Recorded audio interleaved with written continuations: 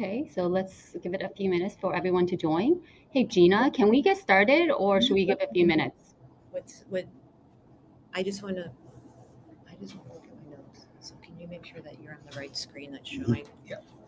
That's all. Because I don't want to have to look at it.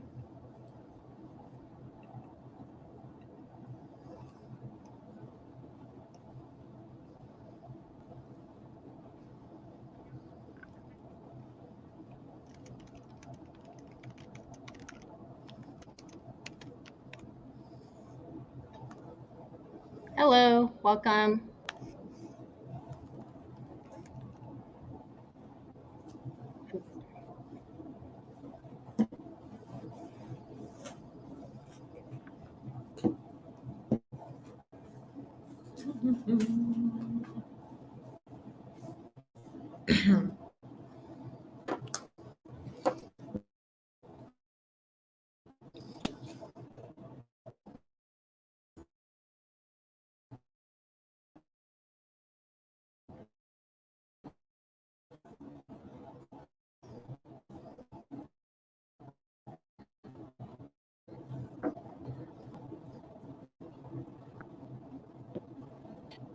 I can't see the chat.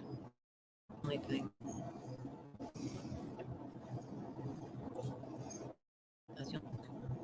Okay, that's where it is. Okay.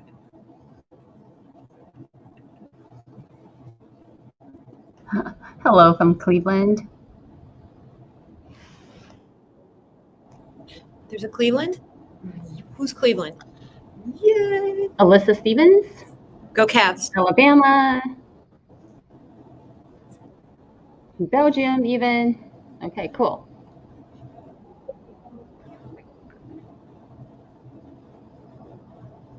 So let's just give it one more minute and then we'll get started.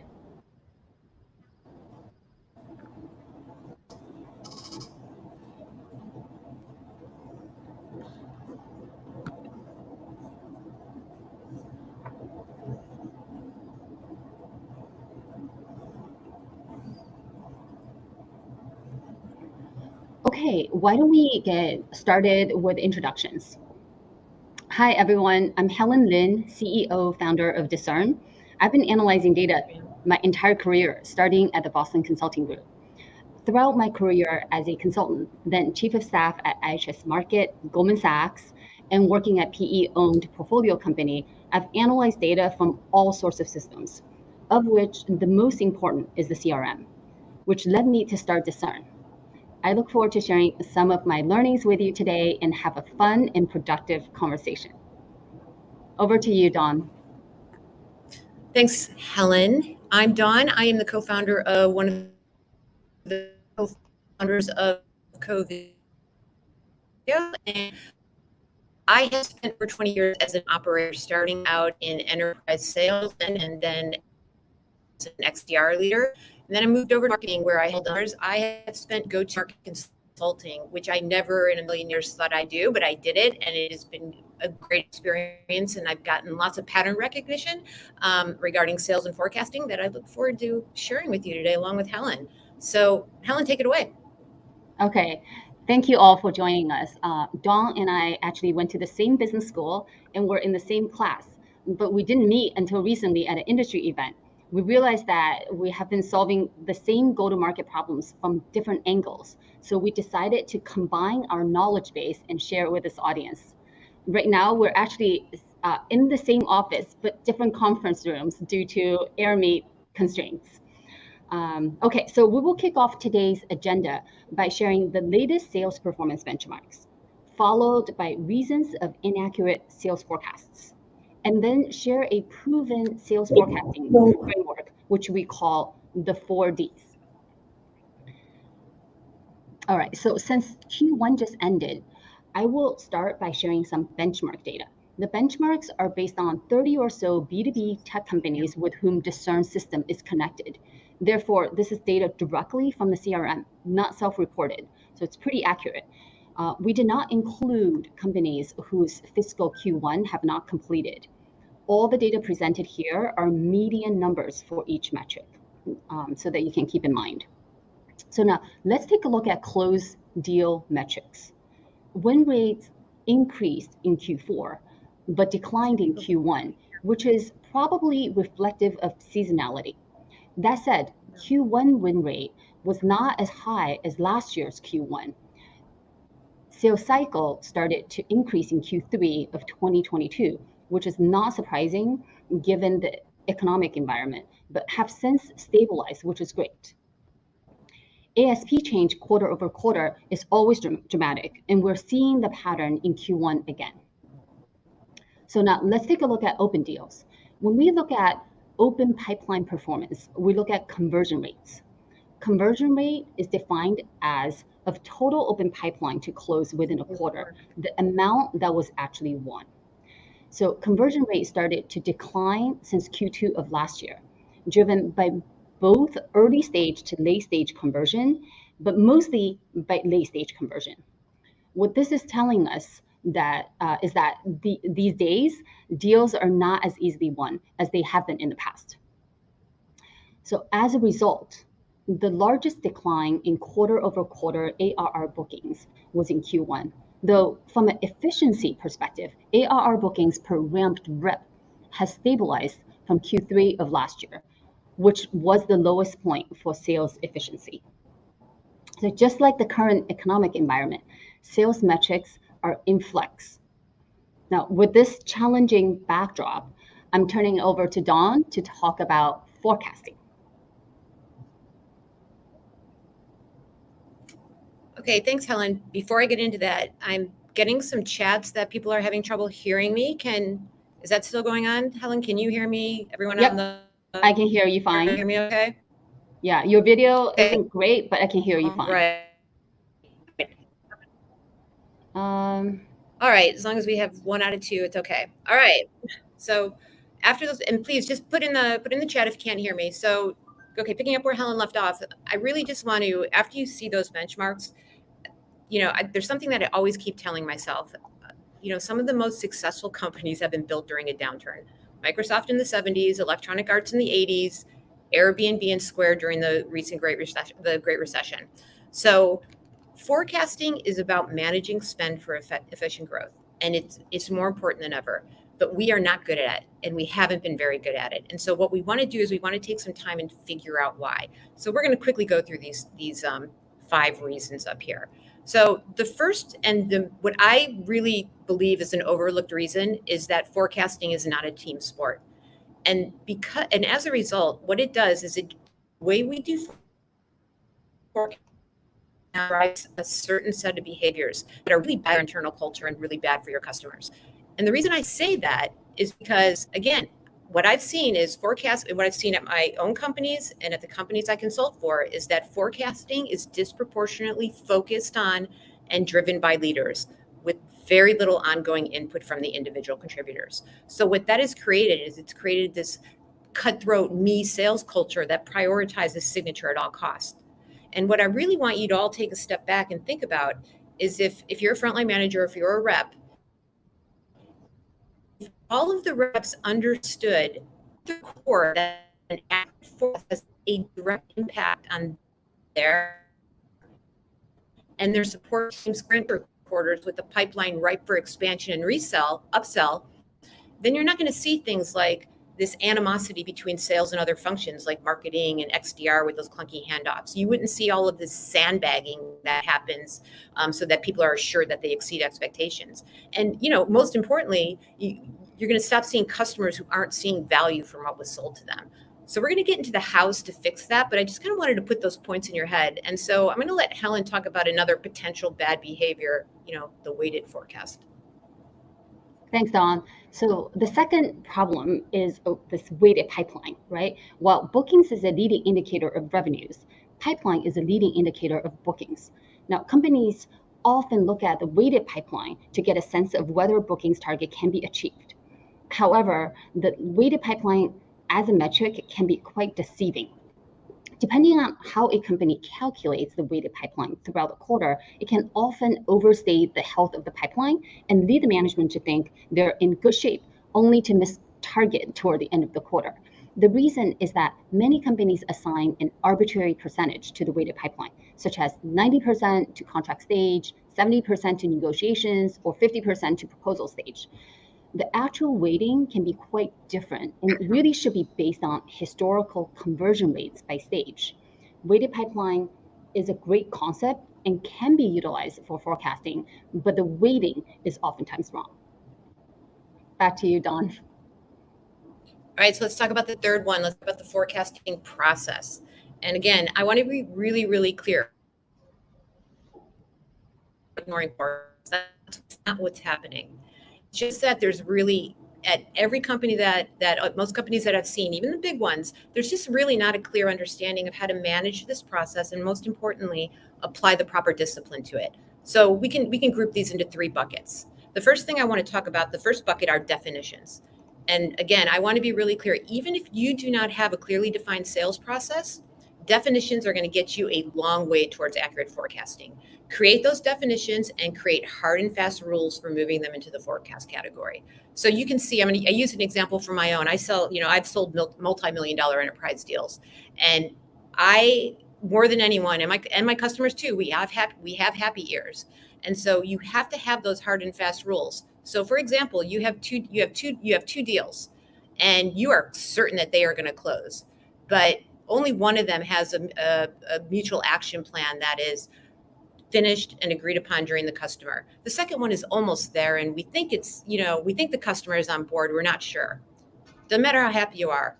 The rule is that opportunity goes into upside. It does not go into commit. You never want something in commit that could potentially come out. That should be an anomaly.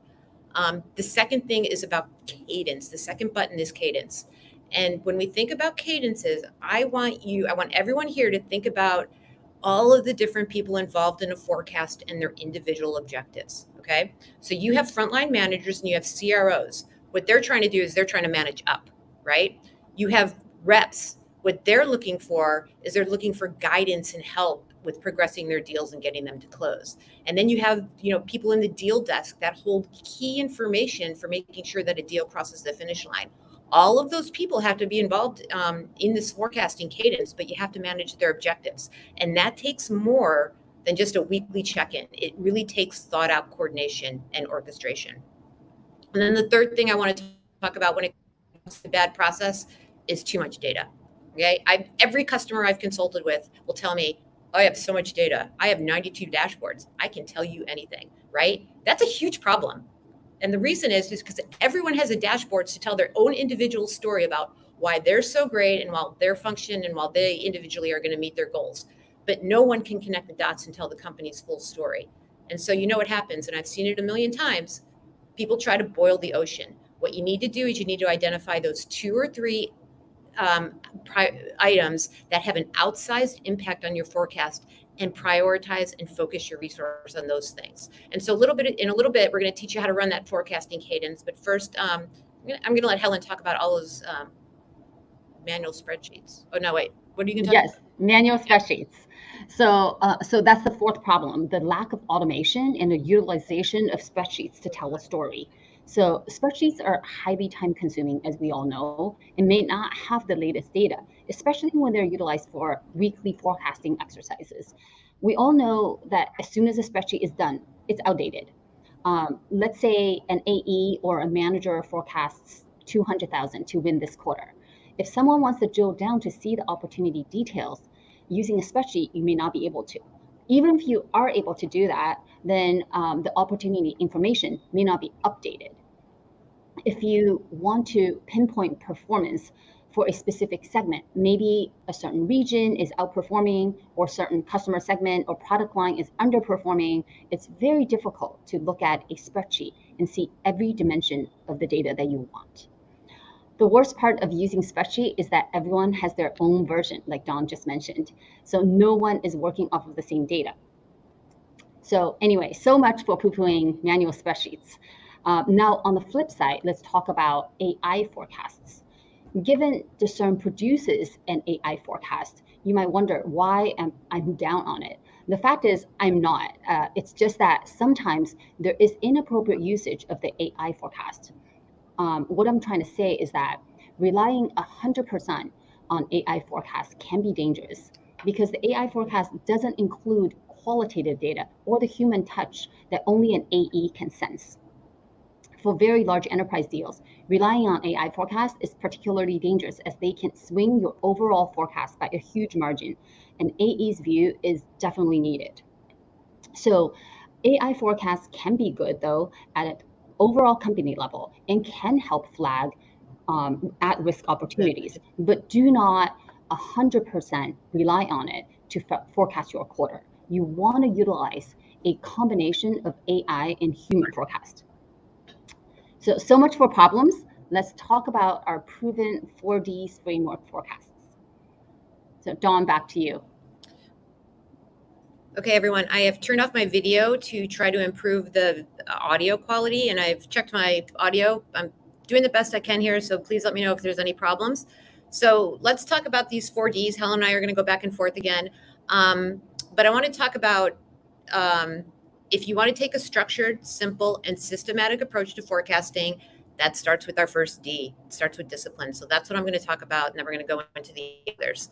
I want to Again, I'm a builder, right? I like to build upon things that I've already told you. So we talked about reps and their objectives and frontline managers. So let's talk about a meeting cadence. Reps get confused when they go into meetings with their frontline manager. They're looking for guidance, but instead they get browbeaten about the forecast. And why does this happen? It happens because companies are typically combining their forecast reviews and their pipeline reviews into the same meeting. Both of these meetings are equally important, but they need to happen separately. Okay, you can see that on that sheet there. Remember, I told you this before, I'm going to say it again. The frontline managers and the CROs, they are trying to manage up, and a rep is trying to get help and guidance. So let's talk about each of these meetings. Forecast meetings. These are, again, to manage up. They're for managing up.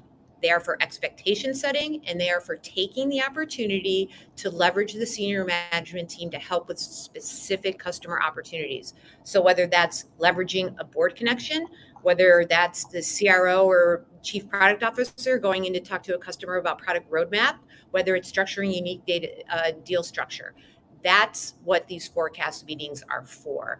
And prep for these meetings requires extreme prioritization.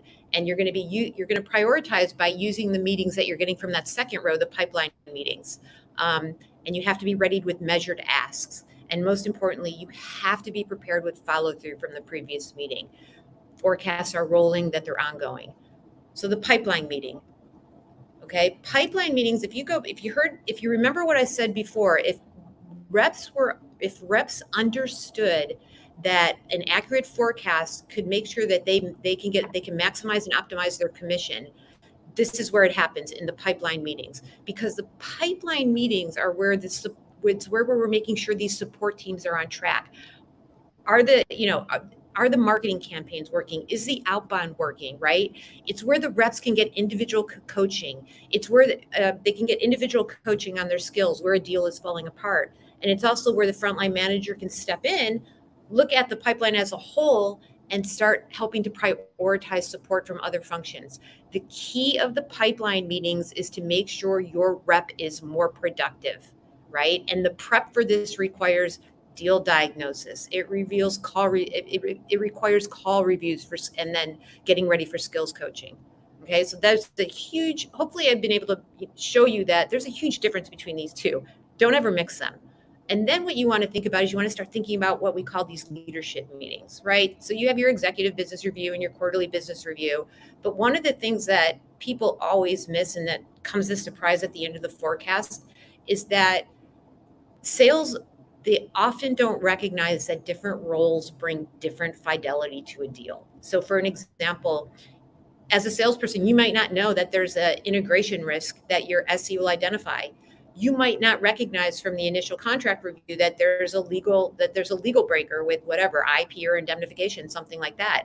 You do not want to overlook that, and you do not want a deal again to fall ever to fall out of commit that late in the stage. And then I want to talk a little bit about housekeeping, because we tend to, pardon the pun, sweep that under the rug. I want to talk really hard about housekeeping is really about making the life of the rep easier and data more meaningful. Okay, so typically CRM fields are defined by RevOps and finance, and we typically see anywhere from 25 to 50 required fields. In this forecasting, these set of meetings, you need to work to minimize your reps' time away from customer-facing activities and ensure accurate data. So I'll give you 2 examples. Automate what you can. Connect your CRM to the systems that you can. Automate your log calls, your emails, whatever. The reps shouldn't waste time on that. And also, I want to be, and I've experienced so many times myself. Manual fields are fine, but they have to be at the right time at the buyer's process. You cannot put a close date after your first meeting, right? You're never going to know that to commit. So you start making a rep put those fields in at the beginning, it's meaningless.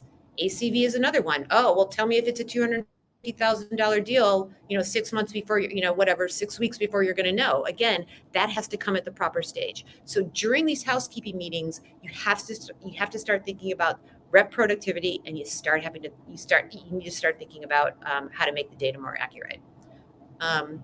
Helen? Okay, great. So I'll talk about the second pillar, which is diagnose, right? The second D. For diagnose, we actually recommend 3 approaches. The first approach is to diagnose by funnel: top of the funnel, middle of the funnel, bottom of the funnel. So for the top of the funnel, it's about pipeline creation, as pipeline is the leading indicator of bookings. If you want to ensure that there is enough pipeline to feed the sales team, but how much, right? To figure out how much pipeline needs to be created, you need to know your target and your company's historical conversion rate. When you have calculated your historical conversion rate, then the inverse of that is your pipeline coverage. So if you're able to convert, say, 33% of your pipeline each quarter, then you need 3x pipeline coverage. Do not use the industry rule of 3x or 5x. See what's really needed for your company, as conversion rates for every company is different. I don't know what to say.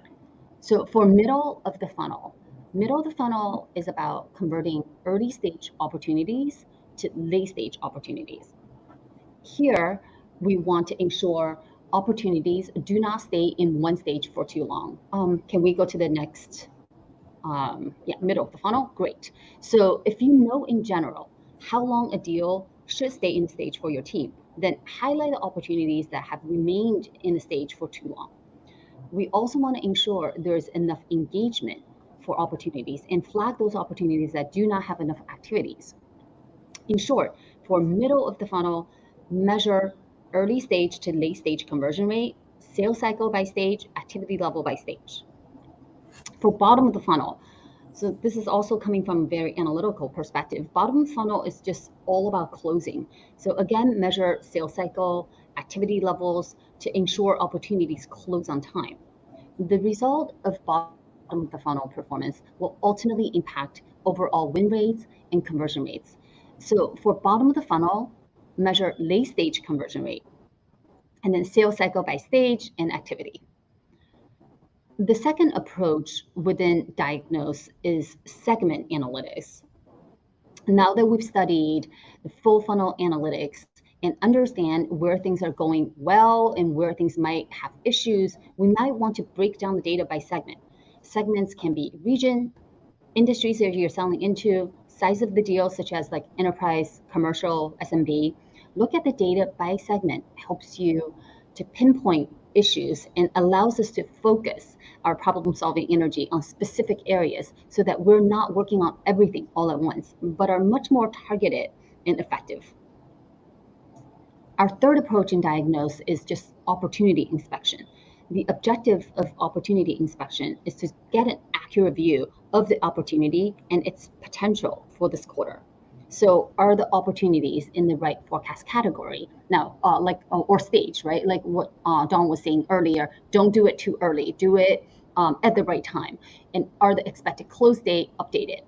By looking at your forecast, how much of the forecast is coming from existing open opportunities, and of which, how much is in the commit forecast category?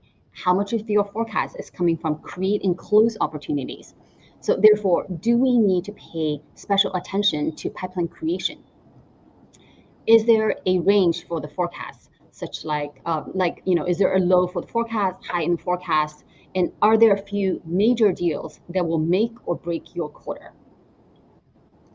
So now that we've spoken about all of this data, there is a lot of it. So Dawn will speak about how to manage the data and insights dynamically. So hopefully again audio. So in this one I want to talk about a top down and a bottom. Good, a bottom up forecast. So again, I'm going to use my own experience here and some things that I've run across, and I want to see if everyone else has too. So how often has people in the audience come up with forecast numbers that didn't really meet the sniff test? And how often have we been in market cycle? Certainly my rodeo about what's going on today. And how often have we been in board meetings where a good percentage of the opportunities were removed the last quarter? The reason that happens is because we don't do both a bottoms up and a top down analysis. So we usually start with this top down look at the market. We look at historical trends. We look at market characteristics to determine our TAM, SAM, and SUM. And however, this typically happens at a point in time, and usually a different department. I created a number of top down analysis. I spent a lot of time on it, several weeks. I handed it off. I never looked, I never heard from, I never looked at it again. No one ever kind of asked me any questions. But what really needs to happen is that this needs to be counterbalanced with what's happening at the field, what's happening at the geo level, what's happening at the segment level, what's happening at the use case levels. So what the frontline managers need to do is you need to take that feet on the ground data and own the counter creation to the marketing SOM. You need to balance expectations regarding the forecast. And if you don't do this, you're gonna have a potential for a big miss, and with no explanation as to why. So one of the things that I really want to talk about is, I talked about on the marketing side, building that, tops down took a long time, but the bottoms up doesn't need to be.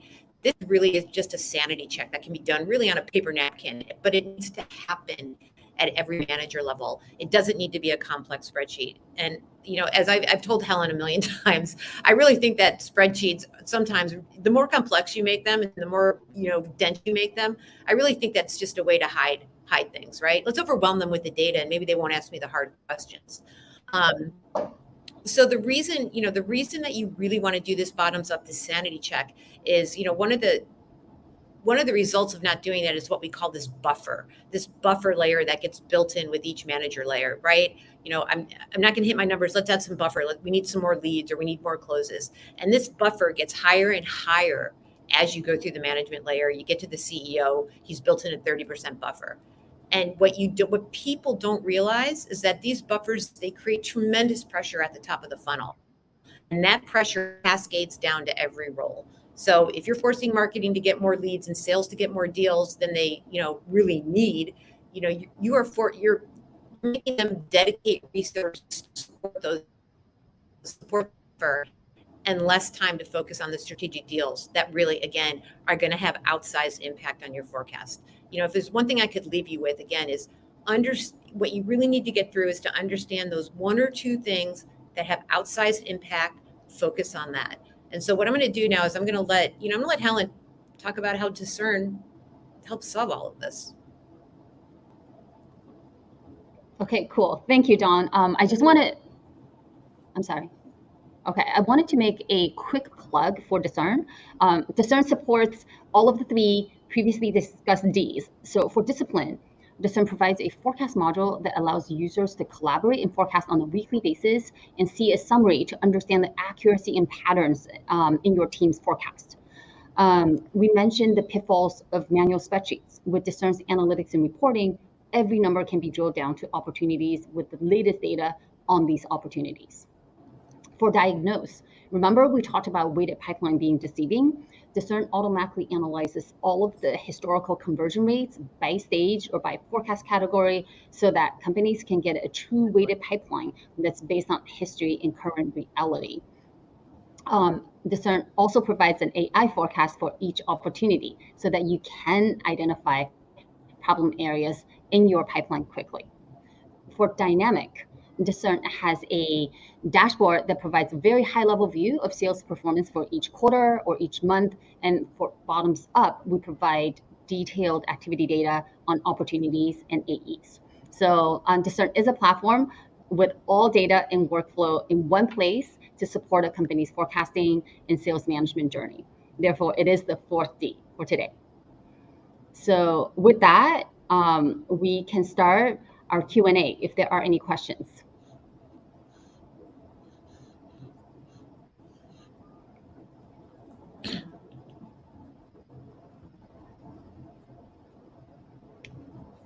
Liz, do you want to manage the... Dawn, do we want to go through some of the questions?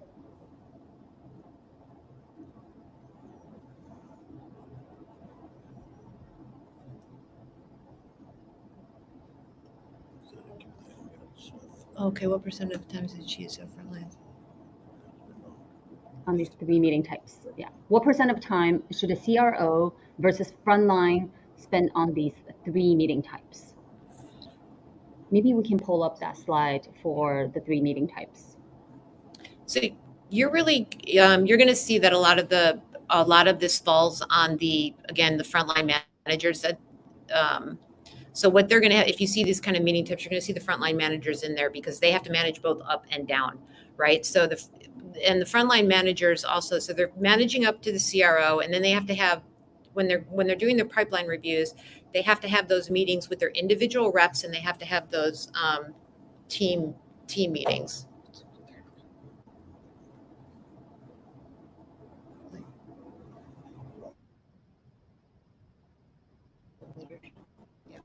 So if you think, sorry about that, audio.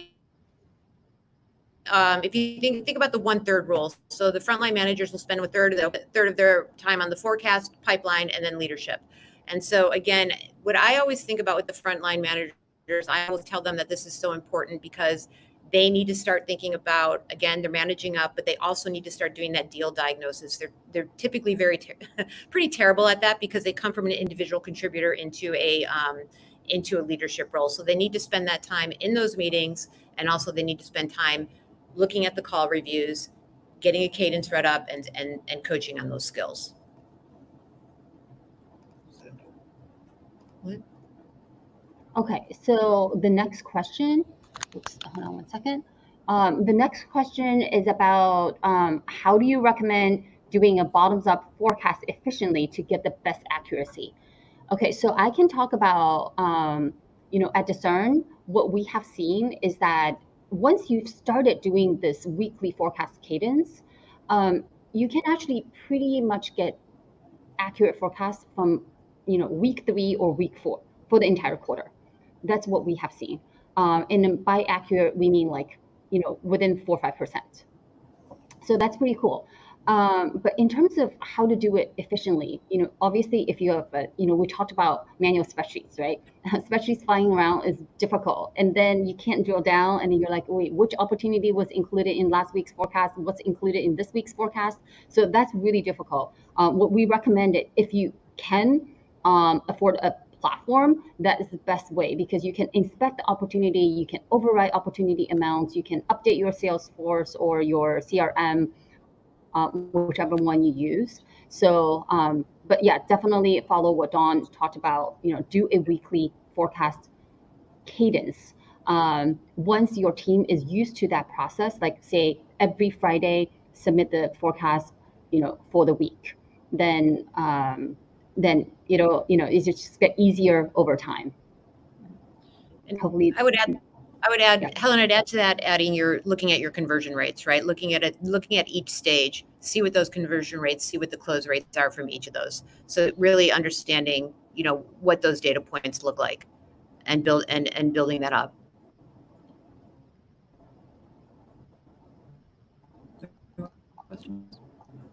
Okay, cool. Do we have any other questions? Dawn, I don't know if you're seeing. Will you be sending out the presentation? I'm not sure we will. I don't know. We'll check with Rev Genius and get back to you.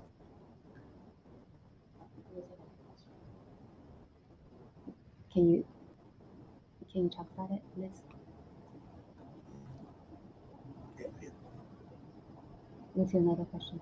Yeah, so I'm talking at the start, you mentioned the importance of leadership looking at different reports and ICs. Did I hear correctly that all parties focus on one to two dashboards that have you can make individual dashboards, but when you're having those cadence meetings where you're at the forecast, everyone has to be looking at the same numbers.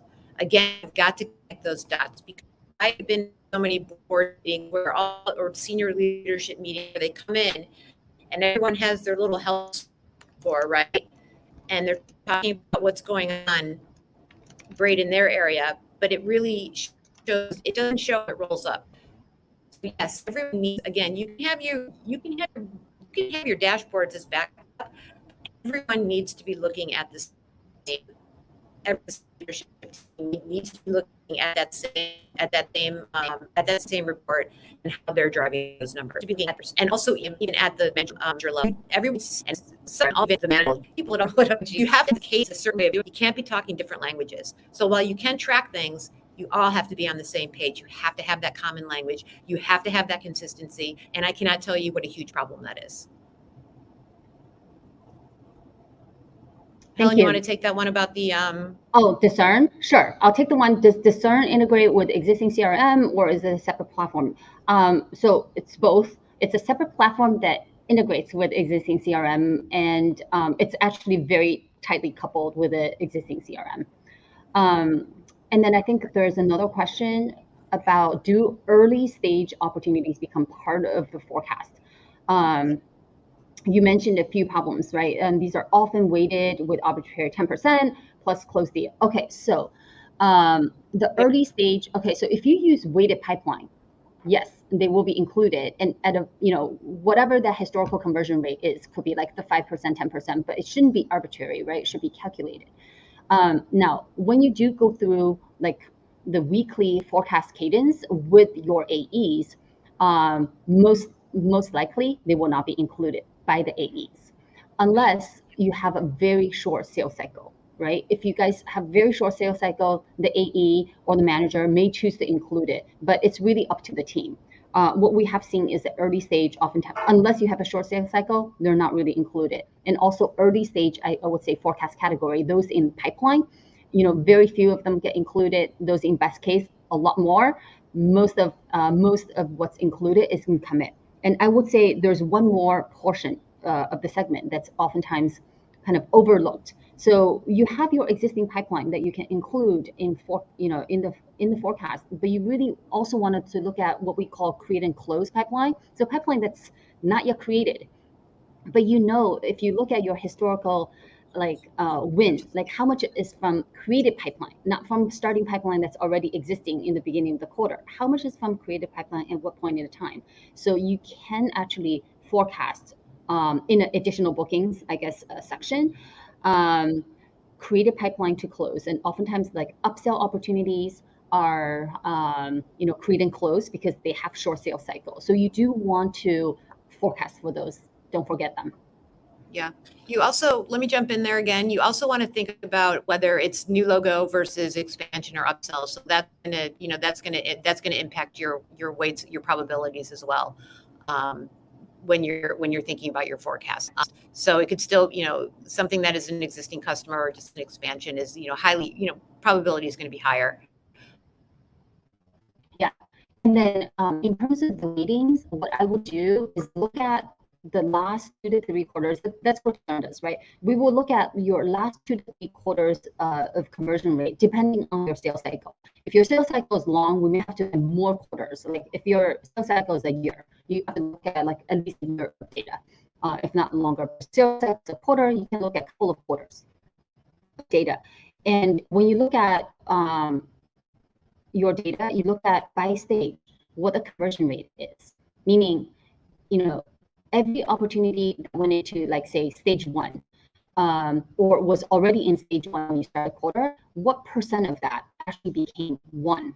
And so that's how, so I would download all those opportunities and see, did they win? Did they not win? And when did they win? Did they win within a quarter? And count only those that got 1 within a quarter, and then be able to calculate your conversion rate. That is the conversion rate. That could be anywhere between 1 to 2% to 10 to 20%. Every company is different, and every company has different stage. So that's how I would, calculate what I call conversion rate, and that is much more important. Conversion rate by stage, that is much more accurate than win rates by stage.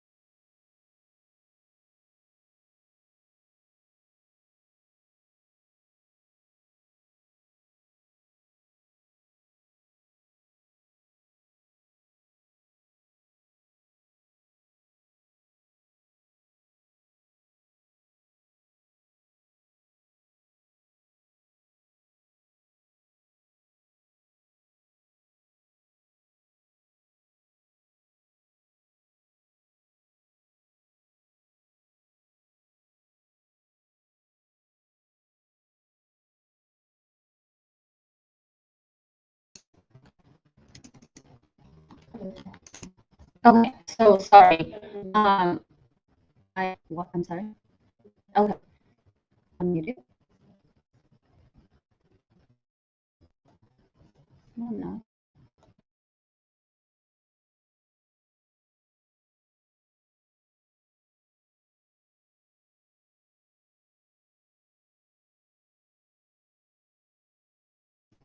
All right. So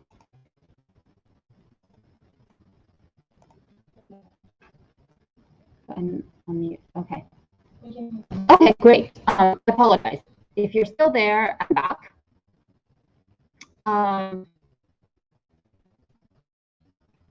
Okay. So let me just address the last question about the weighting. So how should those percentages be determined, and how do you recommend assigning the weighting? So what I would recommend, yes, so that's what I'm doing. So what I would recommend is that you download all the opportunities from a particular quarter. And so let's say understand which ones were in stage 1 or stage 2, right? And then look at how many of those opportunities were actually won. And that is your conversion rate. And it has to be won within a quarter. So you want these in-quarter conversion rates.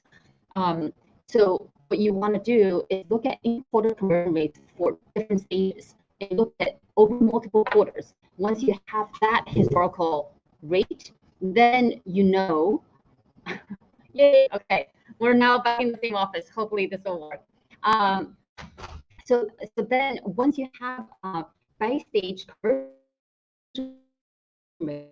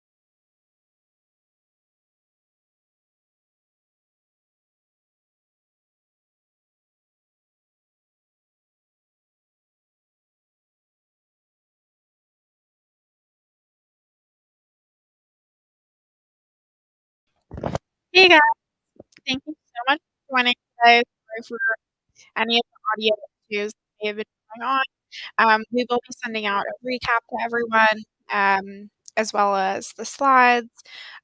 Feel free to reach out to Helen or Dawn on LinkedIn, and if you have any questions about this topic, they would love to hear from you. But we will see you next time. Bye, everyone.